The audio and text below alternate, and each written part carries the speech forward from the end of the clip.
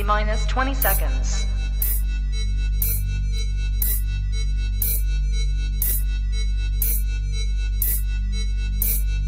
10, 9, 8, 7, 6, 5, 4, 3, 2, 1, 0.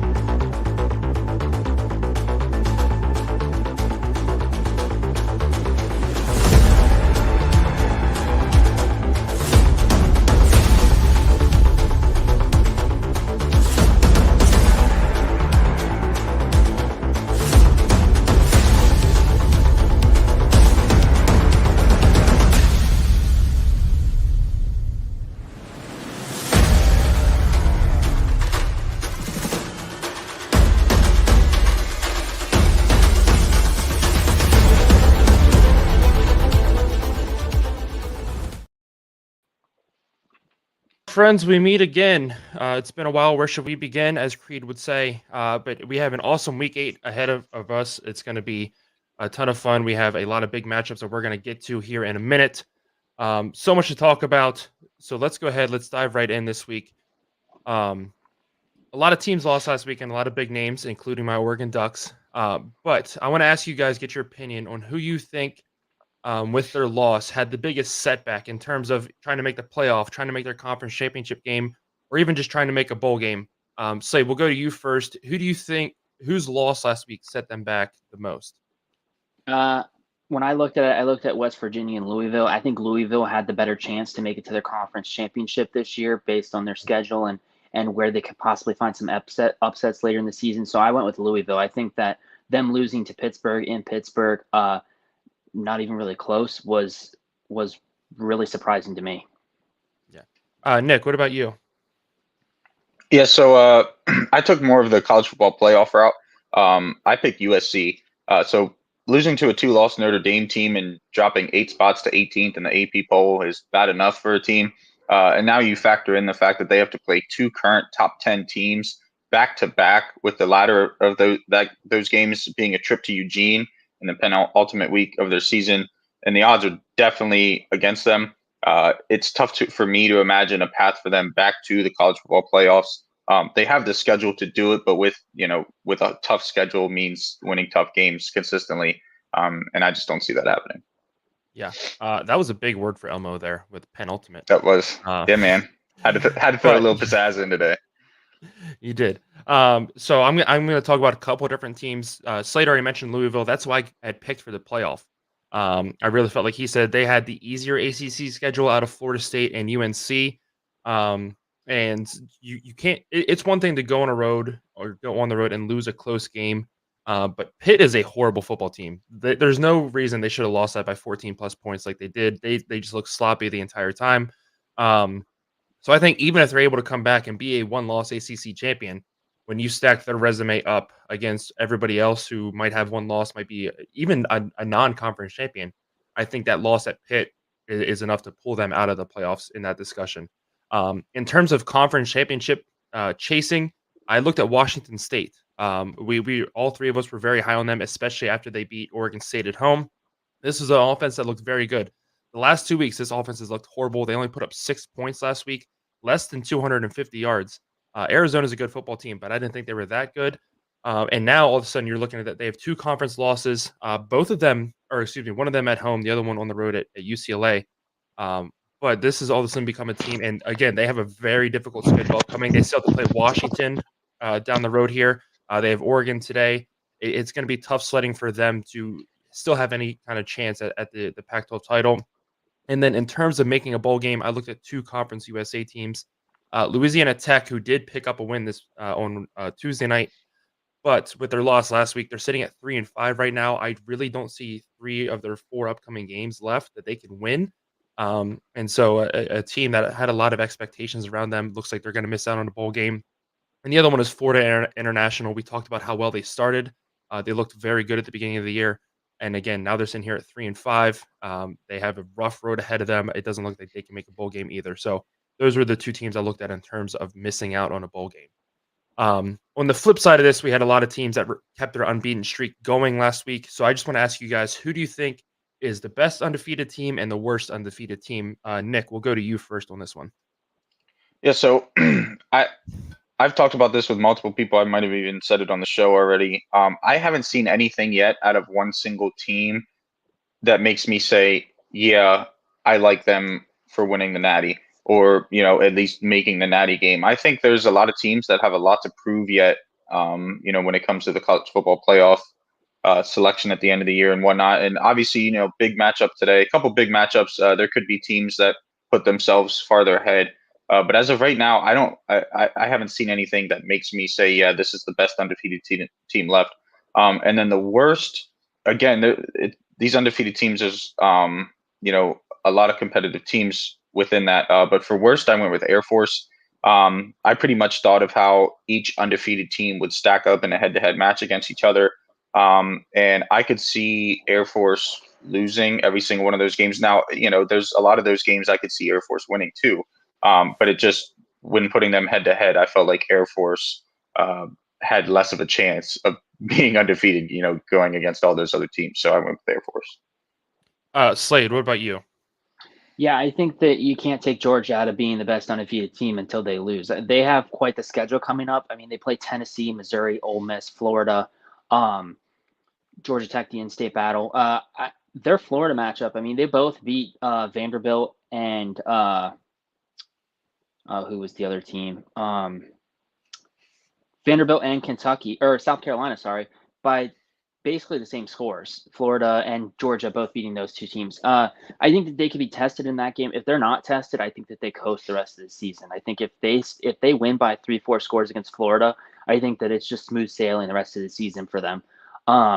That's why I think that they're the number one team until they're actually tested. I mean, they're the two-time returning national champions. Looking at everyone just kind of pushing them into the Final Four, throughout the season here, if they're not able to be tested. And for worst, I think in terms of teams they faced and just their scores against those teams, I would go with PSU or UNC. I'm going to go with UNC just because I don't want to put PSU as the worst team. But I just think that Drake May is the catalyst to this team. He's the person that's going to make this team he's going to make it or break it for the team. And I think that he's had a really hard time of showing that, like I said previous weeks, he was supposed to come back and kind of try and challenge for that Heisman just to get to the voting, to get to that where he gets to go to the ceremony, And I don't think that he has any chance of that just based on the way that he's been playing so far this season. Too many mistakes and not enough stellar games, in my opinion, from him. So I don't think that UNC is anywhere close to being middle of the pack for undefeated teams this year so far. So for worst undefeated team, I went with Liberty. Again, very good football team, and all of these teams that are undefeated, especially at this point in the season, have clearly earned it and deserved it. But Liberty, their best win is at Jacksonville State, who is an FCS team that just got promoted this past season. They have a super weak schedule, and especially going ahead, I expect Liberty to finish undefeated. But I just put them in my worst category just simply because they haven't played anybody. Back to Nick's point, I think if Liberty played any of the undefeated teams ahead of them, I don't think they would win. I just because Liberty has been untested for a majority of the season. For best undefeated team, I actually went with Oklahoma, and I just looked at this as in standpoint of pure resume at this point. Obviously, I think if they played another undefeated team, I think it'd be a very good game, especially like a Georgia or a Michigan. But just in terms of who has the best record behind them and has gone to this point, I went with Oklahoma. I think they have the best win over number 3 Texas and Dallas. They played really well in all their games. They let some teams hang around, but they're still winning by at least 2 touchdowns plus. I look at the SMU game; it was 28-11. SMU is a pretty good a team down in the American. The other game that was kind of close was Cincinnati. It was still a 14-point victory. Cincinnati's first home game as a Big 12 team. Big noon kickoff was there. So I feel like there was a lot of energy coming out of that team. And Cincinnati, although they've really struggled this year, I still feel like, at the bottom of it is still a pretty good team. So with the records behind them, I think I have Oklahoma as the best undefeated team so far. And I'm excited to see where the rest of the season goes from here. Slade, let's go over to you. What game do you think you want to talk about? What game is the biggest this week? Mm-hmm. Yeah, so crap. Let me pull this up so I can see the exact wording.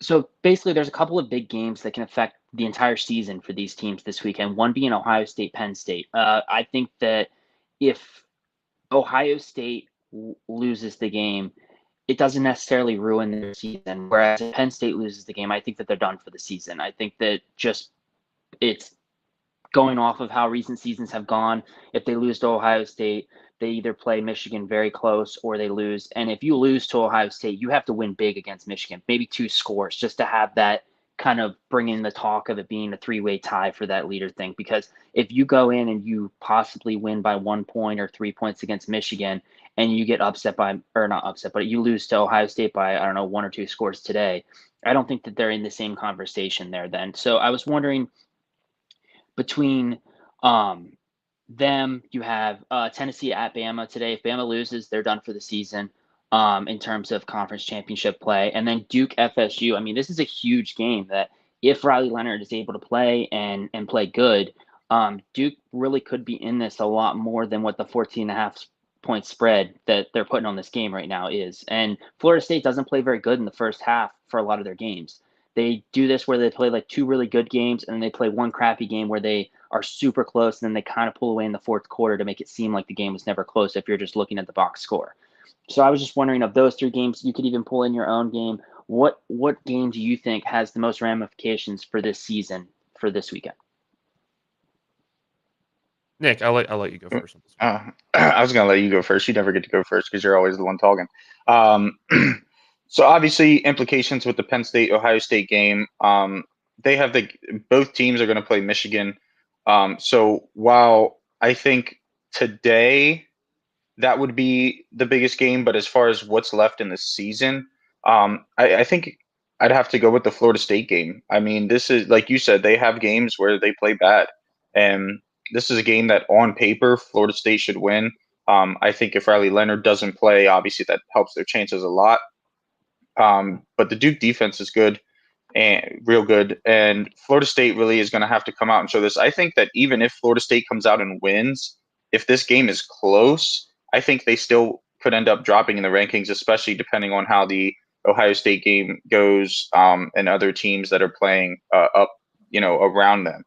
So I think that again, Florida State and the schedule that they have left, doesn't have a great opportunity to build a strong resume after this game. So this, in my opinion, this is a must-win game for Florida State. Whereas Ohio State and Penn State, I know you said if Penn State lost today, you think that it would be over for them. Statistically, I was just watching a video on this yesterday. I forget the dude's name, but he was talking about, I think Penn State's chances drops to like 17% based on the estimator. But I think this is really a must-win game for Florida State if they want to find themselves in that college football playoff conversation. I went with Alabama, Tennessee for the biggest game this weekend. This is a college football playoff elimination game. Both teams already have 1 loss. I mean, I really feel like if Tennessee loses today, that's going to be their second SEC loss. I think you drop them out of the SEC East conversation because I don't see Georgia losing 2 games. And then again, just with the history behind both of these teams, to start the year, both of them had a lot of criticism on them. The offenses didn't look great. Defenses really struggled. Alabama's defense has steadily improved the past couple weeks. Tennessee seems to have found their footing on offense. And then I also look at this in terms of this is a huge rivalry game as well. I've brought this up before, and I'll continue to say it until it gets proven to me otherwise. Penn State, Ohio State isn't a real rivalry game. Penn State treats Ohio State like a rival. Ohio State treats Penn State like another Big Ten opponent. But Tennessee and Alabama hate each other. So I think that adds a little bit more to this game as well. Both teams are ranked. Tennessee beat Alabama for the first time, I believe it was 15 years last season. So Alabama wants revenge as well. And there's a lot of storylines behind this. Obviously, with Penn State, Ohio State being so highly ranked and everything going on this season in the Big Ten East, this game does mean a lot there. But I think in the bigger national landscape, I think Tennessee, Alabama has just a little bit more juice behind it than what Alabama or Ohio State, Penn State does.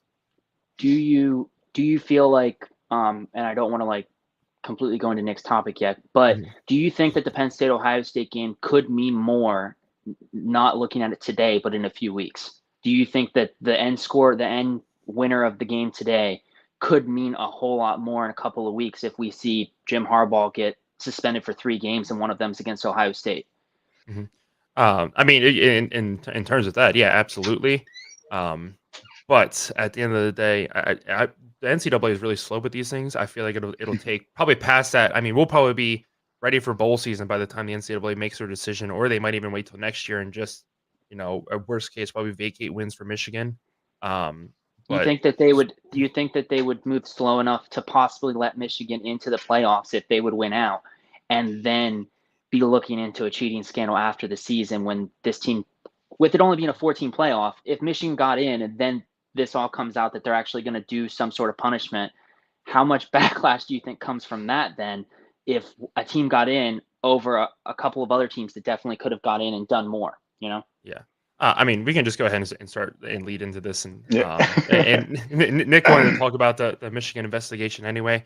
I mean, I feel like this really could take too long because if you think back, at the beginning of the season, the NCAA and Michigan had this agreement that hey, Jim Harbaugh's going to set up the first 4 games, and we'll go from there. And then all of a sudden, the NCAA board said no, we don't want to do that anymore.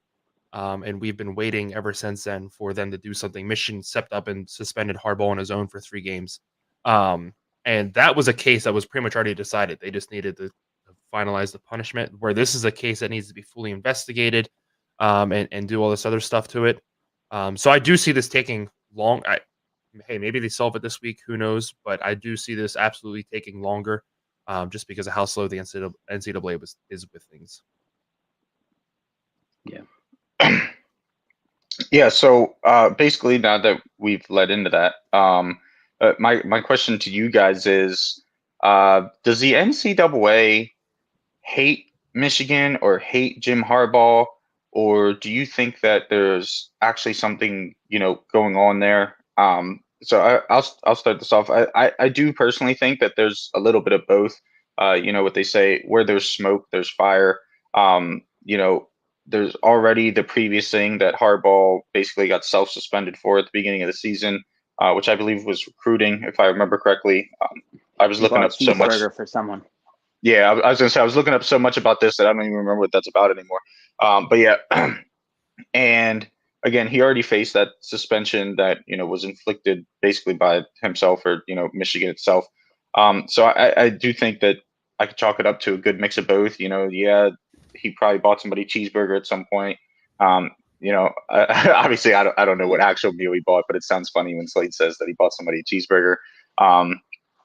So I think that that him and Michigan as a whole being investigated twice in one season, like, yeah, that could be a coincidence.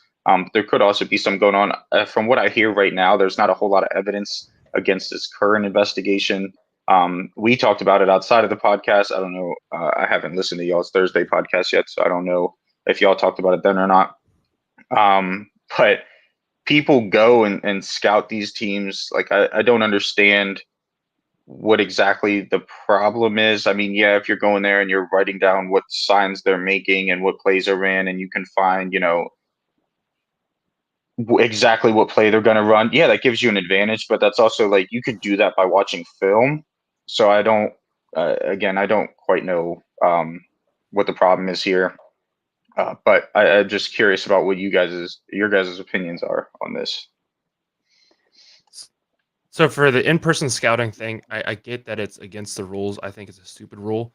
I mean, in-person scouting was a thing all the way back, since football was created. And I get with the evolution of technology and stuff, it's kind of been rendered obsolete. And therefore, the NCAA stepped up, trying to make a level playing field and said, hey, you can't go in-person and scout anymore. You have to send film ahead. And while I understand that, I still think it should be legal. You can't sit there and videotape another team's sideline. I think that's 100% fine. But as far as the sign stealing allegation goes, and again, these are all allegations. We don't know what really happened. If it came out that Jim Harbaugh was sending guys there, okay, that is a rule violation. Fine, penalize them, no matter how dumb we think that rule is. But if we look at the sign stealing allegation, that's not technically a rule violation. It's a bylaw violation, which I don't know what the difference is for punishments there. But at the end of the day, everybody's been pointing to the Greg Schiano interview at after halftime with the Rutgers Michigan game, where he sounded just really weird. And it's like, wow, this makes a lot more sense. Okay, So if you watch that interview, he's pointing to the fact that he feels like something's going on, and he said, "Hey, we're going to make a lot of changes in the second half." Clearly, those changes didn't work because you got your ass beat even worse in the second half. There's another dollar for the swear jar. But um, if you feel like your signs are being stolen, and teams are starting to key on what you're doing, even at the high school level that I deal with, there is multiple signals for one call, and so there should be no way. And at the very worst, if your signs are 100% being stolen, if no matter how many times you change them, there is different ways to get around using signs. And if these coaches aren't smart enough to figure out a way around that, but they somehow got to the highest level of college football, it's really concerning to me in general. And so I've put this more on the coaches that are complaining that, hey, Michigan is knows too much about us. They're stealing our signs, all this other stuff. That you're not able to make better adjustments to prevent this from happening. Start using dummy calls, all this other stuff. There's multiple ways to get around somebody that's been keying on your signs all night or all day. So I put this more on the coaches that have had their are alleging that their signs are being stolen, rather than Michigan themselves. But again, if I think the worst scenario right now is for Michigan is if it is found out that, hey, we've been sending a scout to games, that's against the rule, and we'll see what the punishment is from there. Again, while I think it's a dumb rule, it is a rule. So if Michigan violated that, yeah, obviously they need some kind of punishment. Penn State and Ohio State fans have been going crazy all week calling for the death penalty, all this other stuff. I don't see that happening. I could see another suspension for Harbaugh, possibly a bowl ban for this season. Who knows, how drastic this gets, or even next year. Like we just talked about, if the investigation takes until after the season, I can see them vacating some wins this season. But I don't think it's going to be as drastic as a bowl ban or anything like, or a death penalty or anything like that. Well, So and to add on go ahead. real quick before Slade talks to what you just said, I never played college football. I know you played college football. I only played high school football. But even my high school football coach, there were games where you play, like I think back to like West Virginia and the Veer, like there are games you're going to play where you know what they're going to run. Like you don't need to steal signs. You know they're going to run. Your job is to still play your assignment and make the plays that you need to play. So when I hear about this, yeah, we can talk about Michigan all we want, but at the end of the day, you still got to execute your stuff. That's going to be the difference. It don't matter how much film you watch. It don't matter, what signs you steal. If you don't execute your job, you're not going to win a game. And the second thing I want to just mention just before Slade talked is the NCAA could do away with all this and just allow speakers in the helmets like the NFL, shut them off at a certain time, just like the NFL. And then you don't have to worry about people stealing signs because you're calling stuff in. But anyway, go ahead, Or Slade. you have Gallaudet University now that has the AT&T stuff with the little clip in their visor that tells you what play to run and all this other stuff. Right. So, I mean, obviously, I think we're heading that way, but we'll see. Yeah, so I think that, George, in terms of what you were saying, that's a coach's thing and stuff, I think that Rutgers is like a high school team compared to these other colleges, and that they're just getting lucky this season in terms of schedule, in terms of they're getting a lot of defensive scores and special team scores and stuff in the first quarter of games that is really helping them kind of set up their game. They're getting a lot of pick sixes in the red zone, like just a lot of random like defensive plays that are really helping set up them to kind of be in a position in the first quarter to be like, okay, like let's take the pressure off. We're up 7-0, or okay, we're up 14-7 or 14-10. Like our offense didn't really do anything yet. Our defense picked the ball off twice and we got a fumble recovery and whatnot. But so I think in terms of that, like you said, the coach has to be good to be able to get to the college level. But I think that we're working like it's much different for them to try and switch over than it is if this was happening against Ohio State and you see Ryan Day at halftime be like, yeah, it's weird kind of how like every play we call, they're in that hole, they're ready for it, and they switch up. And if Ohio State has a problem switching plays or can't do that, then that's a concern, obviously, from the coaching standpoint and the players. But I do think it's a little different when it comes to Rutgers. I think that all the coaches and teams have been cheating for years and years, and it's just until you get caught. It's the same thing with the NIL issue where you have players coming out and saying like, oh, when I got recruited, I got sat down, and when they left, the next morning there was $100,000 in a duffel bag at my front door of my apartment, and so that's who I signed with, whatnot. I think that people have been sending players or personnel to games to look at what they're going to do. And like you said, there's multiple calls for one play or multiple signs for one play. And so I think that that's the reason why all these teams have been sending people to these other games for the entirety of time. I think they're just the first ones to get caught. I think that it was a couple of weeks ago, actually, there was video of someone playing on the sidelines and they turned the camera around and there was someone there with a phone that had the Michigan logo on their phone case.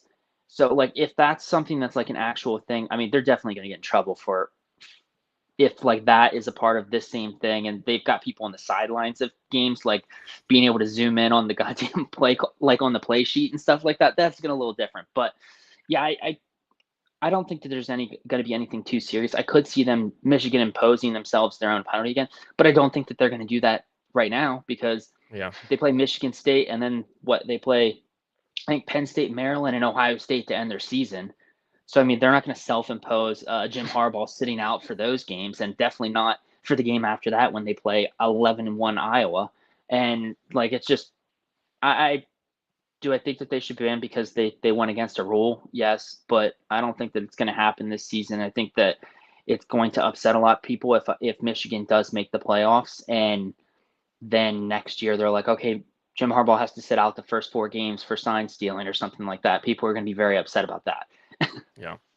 Well, yeah, and then like to the point where like this year they self-imposed his, and it's like it's 3 home games. Michigan always starts out with like 5 home games in a row, and it's against the schmucks that everybody always plays at the beginning of the season. So like the suspension to Jim Harbaugh doesn't mean anything. And again, like at this point, we don't even know if a suspension is needed, is worthy. Like we don't know if anything's actually been happened. But like I don't know. I feel like it's just been made a lot bigger than it really needs to be at this point.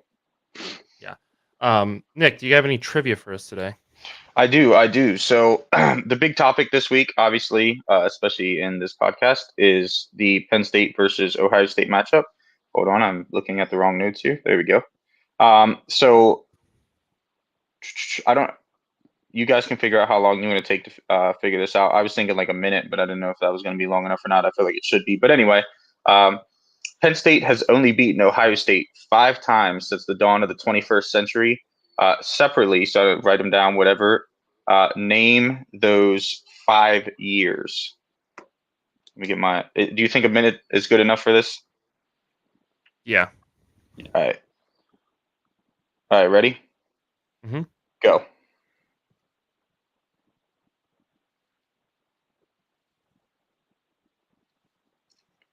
I'm not gonna lie. I thought I was gonna have to go back farther than 2000 to find 5 wins, but I'm glad you repeated that because I was in the 19. oh yeah, I did the same thing. I'm like, well, let's see.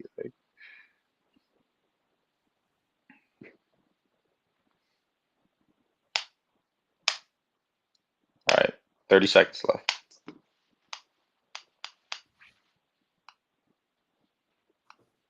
I say if you guys are both done, yeah. Look at y'all go. All right. Let me make sure. Okay, I got him in front of me. All right, George, go first. I have 2016, the block pick. 2011, I do remember when they beat Ohio State in Columbus. Then, 2008, 2005, and 2002. I knew it was early 2000s, but I can remember the exact year. I said 02. Ooh, it was not 2002. Slade, do you have those other 4 that I said were right? No, I had 2000, 2004, 2011, 2015, and 2016.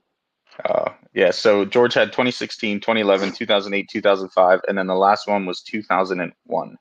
I knew it was close. I knew it was early 2000s, but I can remember the exact year. That's a good one. I stumped both of you. I'm happy. Yeah. Let's move on. We have our game of the week on Jack Wagon Sports this week. We went with Duke at Florida State. This game has huge implications in the ACC. 2 very good football teams. So let's go ahead and look at the hype video for this week.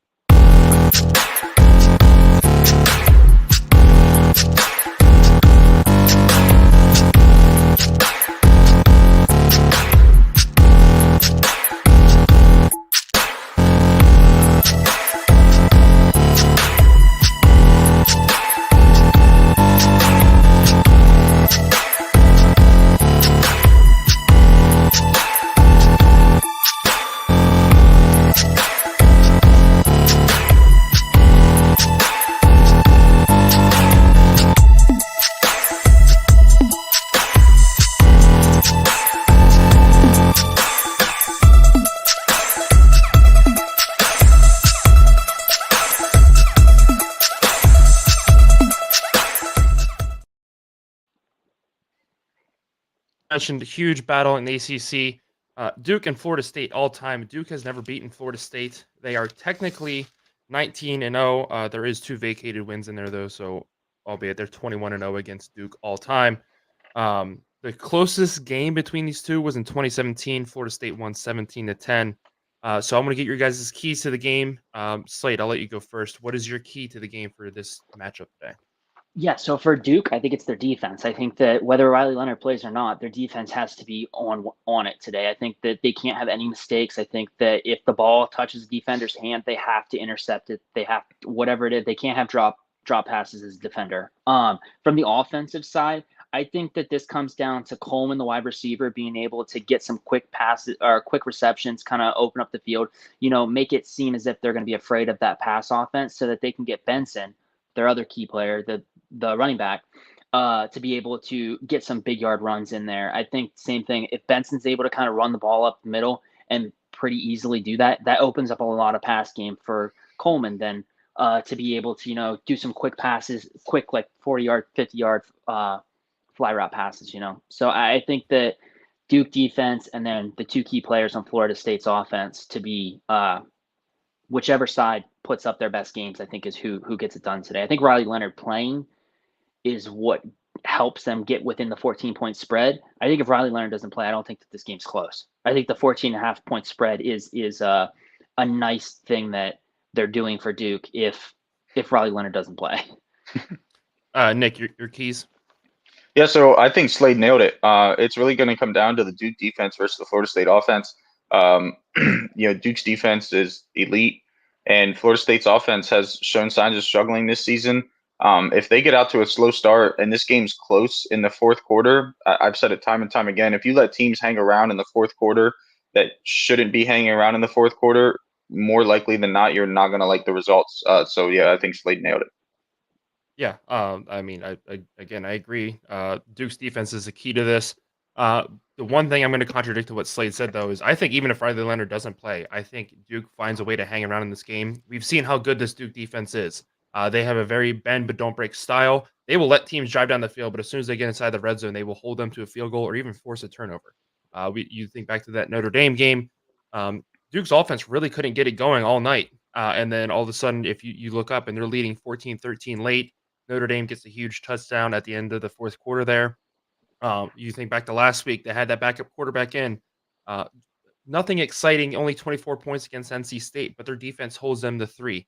I think Duke's defense keeps them in the game through the entire stretch. If Leonard plays, I think it gives the offense a boost and enough to really give them a chance to pull off the upset. But the other thing I'm looking at here is the run game. The 2 games that Florida State has really struggled this season, Clemson and Boston College, they struggled to run the football. Clemson, they only had 22 rushing yards. Boston College, a lot more, it was 128, but still low numbers for what we're used to seeing out of Florida State's offense. They bring a very balanced offense to the table. And so if Duke can slow down that rushing attack, force them to be one-dimensional, as we've seen time and time again across the board in college football this season, one-dimensional offenses really struggle. I think that's where Duke thrives. So if Duke can control that run game, that's going to be a huge boost for that team. So we'll be back later to pick this game head-to-head. Let's start moving into some other picks here. We're going to start with our cash-out picks. Let's look at our updated standings so far this season. Nick, you had a huge week last week. You go 2-0. Slade goes 0-2, and I continue to go 1-1. Keep me at 500, but I'll take it. So Slade, we'll let you go first this week. What are your cash-out picks? Yeah, I feel bad for all 3 of these teams. I have Oregon and Washington State at the over. You have it at 61. When I put the bet in yesterday, it was 62.5. I just looked now, it's 60.5. So I like that they're continually driving it down. I think that Tennessee at plus, it was 9.5. Now it's 8.5. I think that Tennessee keeps this game close. I think that I have Alabama winning this game, but I think it's by like a 1 score, maybe even a field goal at the end, or a halftime field goal is what's the difference, throughout the game then. And then Duke. You just had to bring up the halftime field goal. Sorry. Duke, well, you just wait. I bet Oregon kicks a lot of field goals when they're on 4th down today. Then Duke, 14 points, 14.5. I think if Riley Leonard plays this game, I think that they're definitely within the 14.5 point spread here. I think this is a very close game, especially if Duke's defense comes out stellar playing like they should be able to.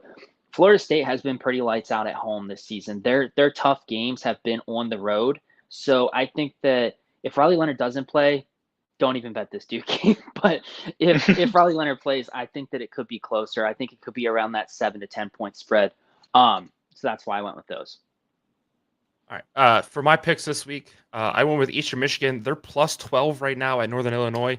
Northern Illinois is a much improved team than what we've seen in the past. They only had one win all of last season. This is a MAC West contender. But I think Eastern Michigan has really found their footing since having a rough start to the season. They played very well in all three phases the last 2 weeks. If you think back to last week, they took the opening kickoff and a failed onside kick attempt back to the house. It scored a touchdown. I really think Eastern Michigan can play all three phases well. I think this is a one-score game. I don't see this being a 12-point plus game, so I like Eastern Michigan to cover there. Pitt at Wake Forest under 45.5. These teams suck. Pitt obviously coming off that huge win against Louisville last week, but I've said this time and time all season. They're good for one upset a year. They just use that upset. I think they're going to go right back to sucking. This might be the last win either of these teams get going forward the rest of the season. Wake Forest has scored less than 20 in 3 out of their last 5 games. Pitt has scored 24 or less in 4 out of their last 5 games. So both offenses are not great. Wake Forest has a pretty good defense. They really held Clemson in check when I was there 2 weeks ago. So I like this game to be under 45.5. And then last but not least, I went with Michigan to cover the 24.5 point spread. I think they're a little upset with everything going on this week. I think they have also covered the spread in 3 straight games. Michigan State, another team that sucks. They just had a demoralizing loss at Rutgers this past week. They were up 3 scores in the in the third quarter. They had a kickoff stolen out of their hands, and then Rutgers immediately scores 2 plays later.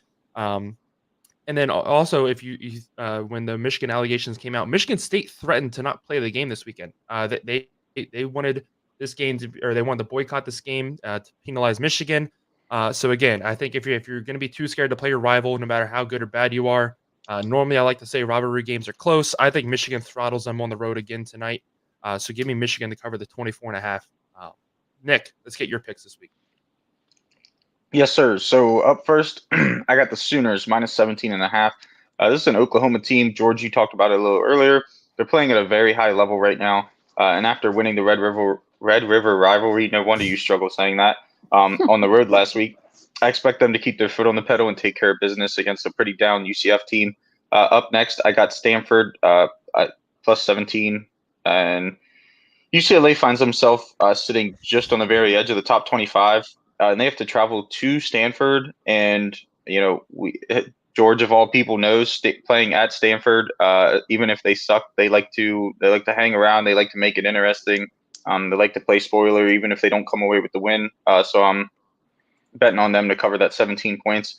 And then Iowa minus 3.5. We can joke about Iowa all we want. We do it just about every week. And how terrible statistically their offense is. But in all reality, this is still a team that if you take away the shellacking they received in Happy Valley at the hands of Penn State, they're undefeated. And they're playing at home against Minnesota that lost in overtime to Northwestern, was it 2-3 weeks ago. So I like the Hawkeyes in this 3.5 point spread here. Alrighty, let's go ahead. We're going to move into our upset alert picks now. We'll look at the standings. Nick, you had an outright win last week. You're up to 6 points. Slade and I still haven't done anything the last couple weeks. So we're sitting at 3 and 2 respectively. So let's go ahead. Let's look at our picks for this week. Slade, give us yours first. Mine is solely reliant on Riley Leonard playing in this game and being able to play all 4 quarters, because I could see him coming out and playing like the first 2 quarters and tweaking his ankle and them having to sit him the rest of the game, just because you have to look at the season and not just this one game for him. But I think that if Riley Leonard plays, I think they can go in here, and if their defense is stellar, they're able to really go in and kind of shock FSU. FSU plays a lot of close games when they shouldn't need to. Like you said, George, their closest game is a 7-point spread, and that was in 2017 or something like that. You said between these 2 teams. So I think that if ever there was a year that Duke can get close, I think this is the team and this is the year. Absolutely, Nick, your pick this week. Yep. So I went with the homer pick. I'm taking the Ohio State minus 5.5 versus Penn State. So I debated this because we talk about it all the time. We try not to pick our teams in bets and stuff too often. But I came to the conclusion that what do I have to lose? If I'm wrong, I'm just a PSU fan that doesn't know how to put bias aside when making picks. And if I'm right, which I am confident, obviously, because I put this in here, then I called PSU's first win against the Buckeyes in 7 years and the third in the last. I said third in the last 20 years, but I literally just did the trivia, and that math doesn't add up. So I'm not sure why I wrote that, but that's what happens when you do your notes at 6 o'clock in the morning. But anyway, so yeah, we're going against the jackwagon bet jinx here. I know that the game pick jinx isn't doing that great this season, but usually we don't have good luck. But I wasn't a big fan of a lot of the other upsets in there, so had to go with it. Before I give you my pick, it's just I've been telling everybody all week. So it's a committee deciding what game is going to be game of the week for us. And I texted you guys, I think it was Monday, and I was like, do we want to do Penn State, Ohio State, or are we scared of bringing that jinx back? We ignored it with Oregon last week. Oregon still lost. Nick had never responded to a text so fast. I think he was at work. He got the notification on his forklift stop, texted me back, said, pick Duke, Florida State. So for my upset alert this week, I'm going to go with USC at home against Utah. This spread is continuing to move. I just looked again. I think it's over 7 points now. But when I looked at it last, it was a 6.5 point favorite versus number 14 Utah. I think Utah has a better defense than Notre Dame, and we saw what Notre Dame's defense did to USC last week. I think USC can find some other workarounds though. But I mean, if you look at this game, USC still can't play defense. Utah doesn't have a very good offense this season, but they might go out there and look like the best offense in the country compared to USC's defense. So I like Utah to cover the spread. This is always a tight battle between these two teams. Utah also has a 3-game winning streak against USC. So that is what I'm going with there. Before we get into our game picks, let's look at the updated pick standings. Nick, you still lead the way. You're up by 4 on Slade. We all started the week 1-0. We took James Madison to beat Marshall. They took care of business Thursday night. I just want to bring I already knew James Madison is obviously not postseason eligible. They won't even be ranked in the college football playoff rankings. Fine, whatever. We already have made our disgruntlements about that. One thing I did not know that I really hate is James Madison isn't being ranked statistically in anything across the country. If they were to be ranked, they would have the best defense in the country right now, better than Penn State, better than Utah. They have the best rushing defense in the country. They held Marshall on Thursday night to under 50 yards rushing. And so I just want to point out, I really hate that. But let's go ahead. Let's get into this week's picks. We're going to start with probably one of the biggest games this weekend. We have Penn State at Ohio State. This will be noon on Fox. Nick. Stupid. But anyway, tired of saying it. Penn State, obviously, everything that I said above, or not above. I'm sitting here reading my notes. Said previously. Slade. I'm going with Ohio State. I picked Ohio State to make the playoffs and win the college football playoffs this year. I think that if Penn State were going to win this game, it would need to be at home. I think that Ohio State fans are going to be ruthless today, and I think that their team is going to do the same. Penn State's defense is amazing, but I think that even if they're able to pick off Kyle McCord, I think that it's not going to be enough. And we could also see Drew Allar kind of make some mistakes today for the first time all season, in my opinion. So I'm just waiting for the game that Drew, has his bad game. And I haven't really seen it yet. I'm hoping it's not this weekend, but this is the perfect weekend for it to happen, So I think that I have to go with Ohio State here. Yeah. When I looked at both of these teams, obviously both are very good, some of the best in the country, but Penn State hasn't been tested yet. They have yet to play what I would call a quality opponent. I think their highest quality opponent so far has been Iowa. Yeah. But Ohio State has been tested multiple times already. They've gone on the road to Notre Dame. They handled that situation. They've had to deal with, raucous environments on the road. Penn State has not. Also, Drew Allar has not yet. Obviously, he was a backup last season. Goes to Michigan, stuff like that. But it's different when you're sitting on the bench as compared to playing full game minutes. I think that's going to make the difference. So I'm going to take Ohio State at home today. I'm still expecting a great game out of both teams. So let's go ahead and let's stay in the noon slate. We're going to go to Air Force, who's ranked at 22nd, at Navy. This will be noon on CBS Network. Zach Larrier is out. Jensen Jones is going to step in for Air Force. Nick, who do you got in this one? Yeah, so Air Force is playing great football, and yes, despite not having their QB, they still have a choice of explosive running backs And Jensen Jones still or also has a very good ability to use his feet. And we've seen time and time again, if you have a team that's good at running the ball already and they have a quarterback that can also use his feet, that's just one extra person to think about in the run game, not to mention the pass game. So I think Air Force handles this one. Slade. Yeah, I went with Air Force here as well. I have them winning their conference this year, and I think that they were able to get it done against Wyoming, and I think they're averaging 100 more rushing yards a game than Navy is, and so I think that you're going to see a lot of rushing on the offense. This game is going to be the quickest game on TV today. Yeah, this game might be over by the time Ohio State Penn State goes to halftime. Yeah. But back to Jensen Jones. His first 2 plays last week against Wyoming, he fumbled turnovers on both plays. He then comes in on his next drive. He leads the go-ahead touchdown with 2 minutes left. This is the most plug-and-play offense that you can play in the country. It doesn't matter if you've never played before or you played multiple years. He's also a senior, so he's practiced with this year in and year out. Air Force also has one of the best defenses in the country. Obviously, this is, like Slade said, this is going to be a clock-burning game, but I like Air Force still on the road. I think it's close, as it always is between the service academies, but I like Air Force to win. Let's move on to the 3:30 slate. We have Tennessee at Alabama, the game that we felt like was the biggest this week.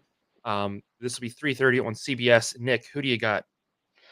Yeah, I got Bama in this. They're at home. Both teams are playing, in my opinion, at a mediocre to slightly above mediocre top 25 level. But Bama's looking for revenge against Tennessee. We talked about it a little earlier. Tennessee acted like they won the Natty last year because they beat him for the first time in, I think he said 15 years. Bama is going to have, they're going to have that memory in the back of them. These are the games that Nick Saban, no matter how Bama's playing, that Nick Saban can have his team come out and just be angry and dominant. I don't think that it's going to be any sort of runaway. I think it's going to be an interesting game, but I have Bama winning it. Slade? Yeah, I went with Alabama here. I think that they're the team that's good at playing close games. I mean, they haven't really had a blowout win except for against, I think, Middle Tennessee State earlier this year. I think that they're going to be better battle tested at playing these close games, especially they played against Texas. And I think that Tennessee, when they played close games, I mean, they've only had 2 close games this season, one being Texas A&M last week when they played, and then a couple weeks ago with their loss against Florida. So I just think that these teams are basically exactly the same in terms of offensive and defensive production, except Tennessee rushes the ball for like 80 more yards a game. I think that Alabama's able to kind of bring that back down a little bit and just kind of win in terms of a head-to-head battle. Yeah, I'm going with Alabama just for the simple fact Tennessee has yet to play well on the road this season. You think when they went to Florida, obviously Florida has a hostile environment. Alabama's going to be 10 times worse than that. Tennessee really struggles in that type of situation. Also, again, Alabama has steadily improved week over week, whereas Tennessee has improved, but it hasn't been as leaps and bounds as I feel like Alabama has. I also think at the end of the day, Nick Saban is not going to let this team lose at home. It'll be close. These two always play each other close, but I like Alabama to pull out the win. Oregon coming off the heartbreaking loss last week at Washington. Now they have to play Washington State at home. This is their homecoming game. They're breaking out the retro uniforms. 3:30 on ABC. Nick, who do you got? Yeah, I got Oregon. Like you said, heartbreaker last week. They're going to come out fired up. It's homecoming weekend. This is the kind of games that bring a little extra level of energy. And this Washington State team, after having a hot start and getting a lot of hype, especially from us here in this podcast crew, they've struggled the last couple of weeks. So I think Oregon goes out, takes care of business like they need to. Slade. I have Oregon as well, but I don't know if the 20-point spread is going to hit. I mean, this Washington State team, now they have had a rough 2 weeks, but every team that's like a good team, they play very close. I mean, you see that they played Wisconsin, which different conference, so it is different play, very close. Oregon State, they win by 3. UCLA is a very close game. And then they just get wiped last week by Arizona, or 2 weeks ago, whenever that was, last week.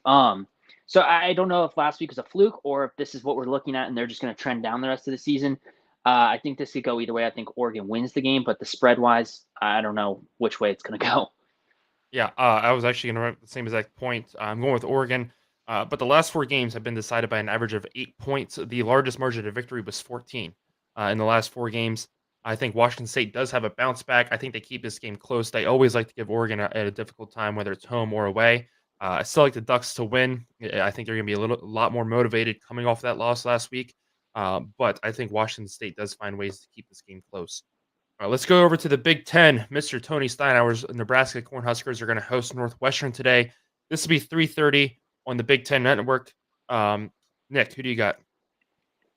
Yeah, so I don't think I've given any love to Nebraska so far this season. So I'm going to use this as an opportunity to keep on Tony's good side. This is a very winnable game for Nebraska, and I think they do just that. Give me Nebraska. Slade. I went with Northwestern here. I think that Northwestern kind of kept it close against Penn State until the fourth quarter. I mean, it was like 27-13 going into the fourth quarter, and then Penn State just had two quick scores to end the game.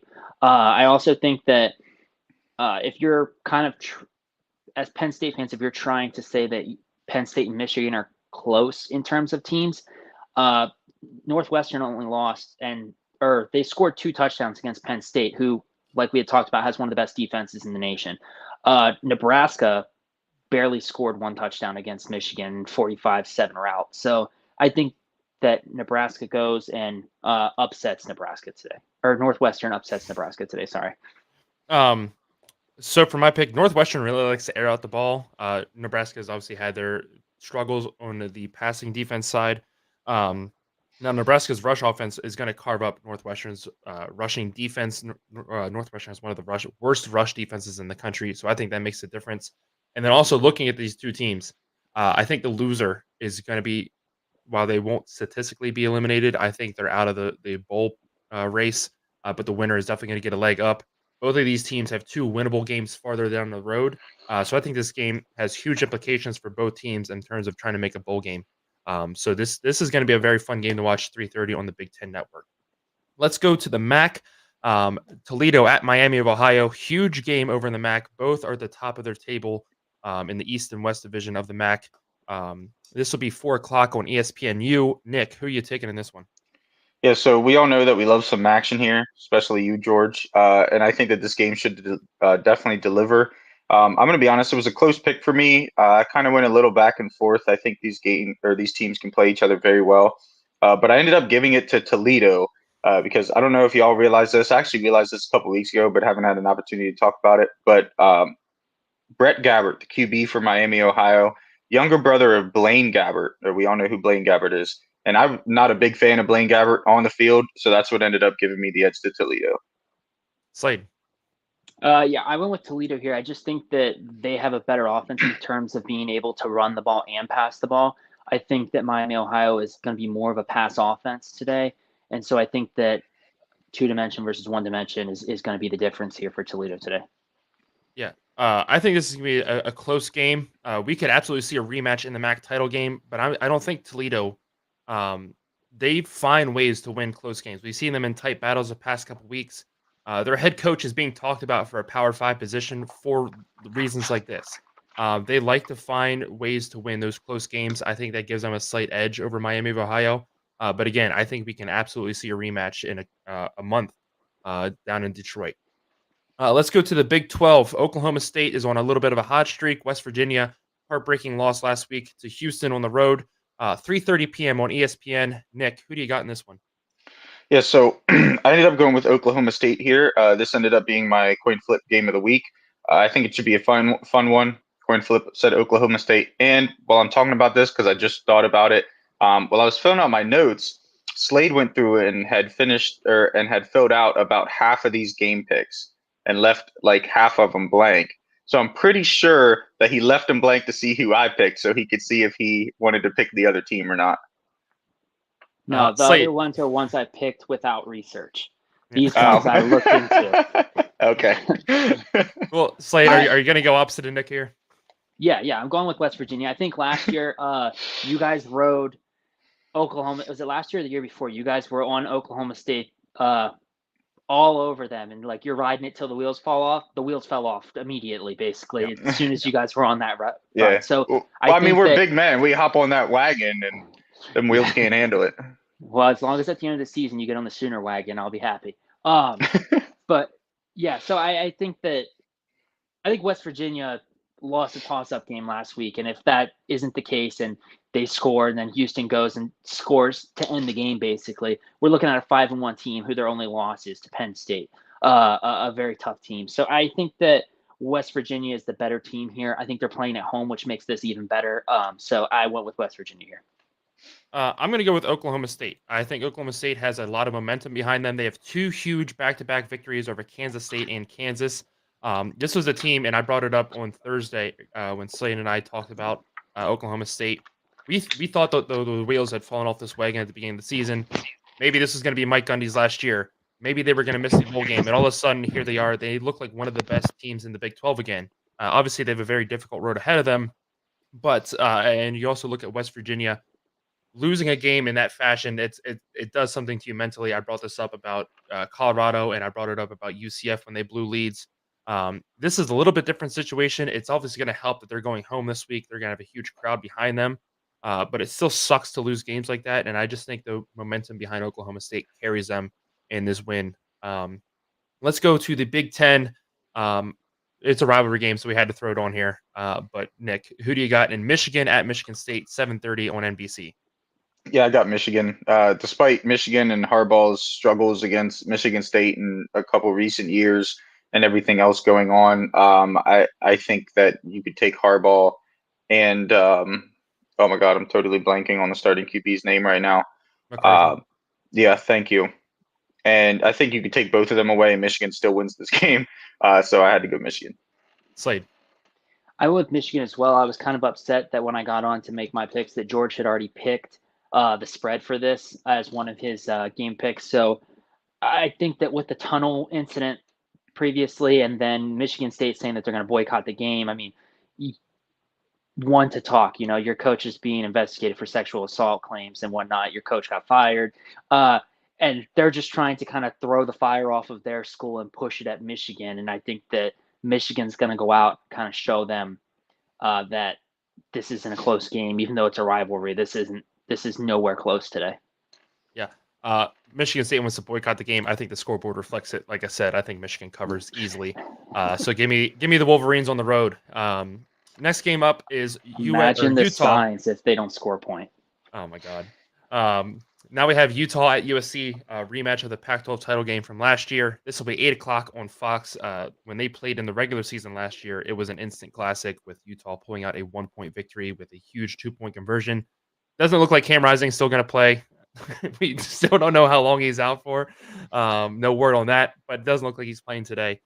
He's going to medical red shirt and come back for his 7th season. Probably. Nick, who do you got in this one? Yeah, so I'm going to take USC. This is a tough one, but I think that we're a little persuaded by what happened last week. I think obviously that Utah's defense is up there, if not higher than Notre Dame's defense. But their offenses don't match up the same way. I think, especially with Cam Rising out, Utah's offense has struggled all season. Really, I think this is going to be closer than what USC would like it, and especially what USC fans would like to think it is. But I do think that USC comes out on top at the end. Slade. Yeah, so I think, George, you were the one that picked this possible upset alert. I think that Utah's only chance in this game is if they have a good run game. If they can try and drown the clock out, because if you go into halftime and USC is tied with you or up a score, when it comes to the fourth quarter and your defense has been on the field for 30 minutes of gameplay, it's going to be really hard, and they're going to pull away. I think that, like Nick had said, we're looking at recency, and we just saw Caleb Williams have his worst game of his career in college football, and I think we see a bounce back this week. I think that they could easily win this game by 10, 14 points just based on their fourth quarter play, because this team is stellar in the fourth quarter. We didn't see it last week, obviously, but I think USC gets the job done. I'm going to go with USC as well. I think as good as Utah's defense is and as bad as USC's defense is, I think Utah's offense has clearly shown their struggles throughout the full year without a good quarterback, without a stellar quarterback, I'll say. Cam Rising, I think, is on a different level. But I think USC can find a way to get more explosive plays, and that helps them out in the long run. I still like Utah to cover the spread. I think this is a touchdown game. It's going to be close until late, but I like USC to win at home. Let's go over to the ACC. We have Clemson visiting Miami. Cristobal has not beaten an ACC opponent at home yet in his first year and a half as coach of Miami. Nick, who do you got in this one? Yeah, so this actually ended up being a bonus coin flip game of the week for me. I wanted to go with Clemson, but I wasn't 100% sold on it. So I flipped the coin. And for those, since nobody actually knows this, so I don't just pick a side of the coin. I pick a team. Well, I don't pick a team. I take the home team and I flip the coin, and whatever side that lands on is the side that's representing the home team. I flip it again, and that's how I decide who I picked. And the coin doubled down on Clemson. So I'm feeling good about that. Give me Clemson. I thought you were going to say it doubled down on Clemson, so I went with Miami. I think you got to start using the Wheel of Destiny. Maybe I do. Still undefeated. Just for every game. Yeah. Slade, who do you got?